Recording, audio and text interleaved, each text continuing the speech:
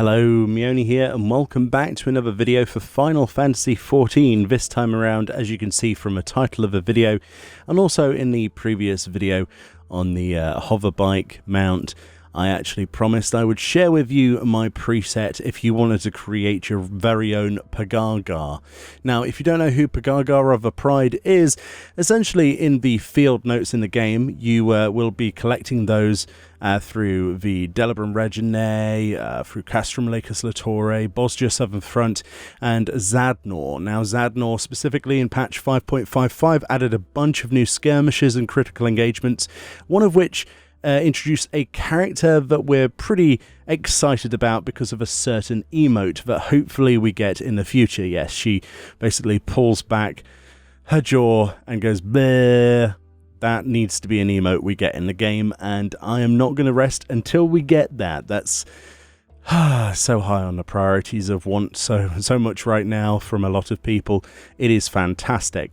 So Pagaga herself then is basically a storyline character and is a good friend of our pal Leon, if you know that one, as well, a reoccurring character in that storyline. I'm not going to spoil anything for you, and I'm certainly not going to read the field note in this video, but I'll let you do that yourself. She's an incredibly resourceful and sneaky little character, and I think she has a great personality, which is why I wanted to recreate her. And while she was an instant hit as well amongst everyone else in social media, making various artwork and memes with her. So here we go. So to get Pagaga's look, I will have all of the sliders in character creation on screen now.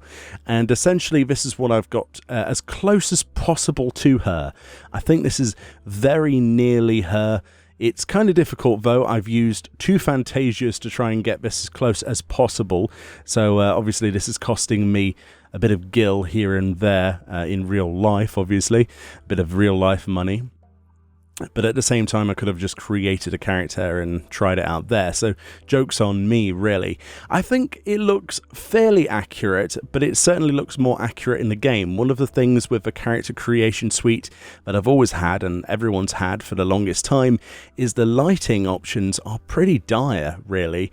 And what you see in the character creation doesn't necessarily resemble what you see in the game. There's certainly a lot of weird lighting effects that can happen regardless of what background setting you place on this, regardless of if it's, you know, the main Aetheryte one or if we have the backdrop of Gridania or Uldar. It looks very weird, and one of the hardest things to get correct here is actually her skin tone. So she's actually a lot darker toned than I originally thought. So my first go, I was like, oh, she's quite a pale character, not very tanned, so let's make her pale. And then I realized, I was like, oh, actually, she's got a few, it's maybe like a few tones darker than that. So this is as close as I'm going to get. Personally, obviously, you know, when it comes to you making this, you might disagree. Maybe you want to make your character closer to this, and maybe you have a better eye than me.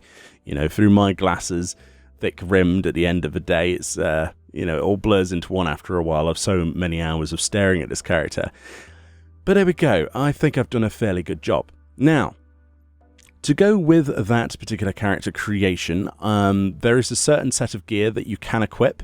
Now, a lot of characters in the game, NPCs and enemies alike, have this really annoying tendency of having like a sword, a shield, and then suddenly a casting set.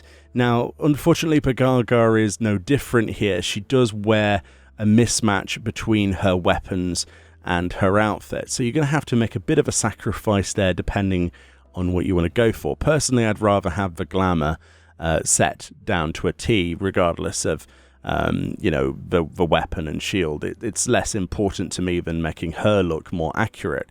So for this, the new piece of gear added in 5.5, the Frontier ribbon from the Frontier set, dyed ruby red, is the helm that we went for. This is a spitting image of her own. It is a cute ribbon, and it looks adorable on the top of any Lalafell, especially this one here. Then we've got the augmented Neo-Ishgardian top of maiming. Now, fortunately, I had enough Yulmorian certificates from exchanging the Neo-Ishgardian stuff. If you didn't know, you just need to go and exchange your Neo-Ishgardian normal pieces or high quality or whatever at the NPC in Yulmor to get these certificates. You also need some rain as well. So there's various bits and pieces that you need to get these augmented. And the reason we're augmenting this Neo-Ishgardian stuff, exchanging these tokens for the Neo-Ishgardian Top of Maiming, is because it needs to be dyeable. And the original Neo-Ishgardian is not dyeable. So once we've got available to us this option, we picked ourselves the augmented Neo-Ishgardian Top of Maiming and dyed that ruby red to go with that ribbon. And this is a one-to-one replica of exactly what she wears. Now, other pieces are actually fairly easy to come by. The gloves that she's wearing are the Strife gloves. Now, these are dyed snow white dye. That's sort of like black cufflink on the glove, and then the white glove itself goes really well, and it looks, you know, exactly like she does. Other things that she wears, if you look at a closer inspection, she wears the Valentione Rose tights and the Valentione Rose heels. Those are presumably on the MOG station now, but they were originally from a Valentione's or Valentine's Day event previously, and those are undyed. They already come in the correct black squares and the red squares there. To match. And that's pretty much how you make Pagaga. She's not actually too difficult, and her glamour's pretty easy. I've seen quite a few people walking around in similar or the same glamours. A lot of people have had exactly the same ideas, and it's such an iconic character from a piece of content that we end up spamming and farming endlessly. So at the end of it, when you've finally got your bike mount, the first thing that you think of doing is actually trying to mimic that. And, you know, I think there are obviously some other cool characters I would personally like to recreate from the Zadnor and the Save the Queen storyline, so you might see those in future videos. If there's any character in particular you'd like me to check out, I'll definitely consider that if you want to leave a comment below. I was actually thinking about doing Leon next, but let me know what you think. Hopefully this is as close to that character as I could physically get. I really enjoyed doing this one. It took me quite a few hours, but the results speak for themselves. But if you'll excuse me, I have a certain cat girl I need to Fantasia back into. Another £5 towards another Fantasia. But there we go. It's what we do for the games that we love. Bye-bye.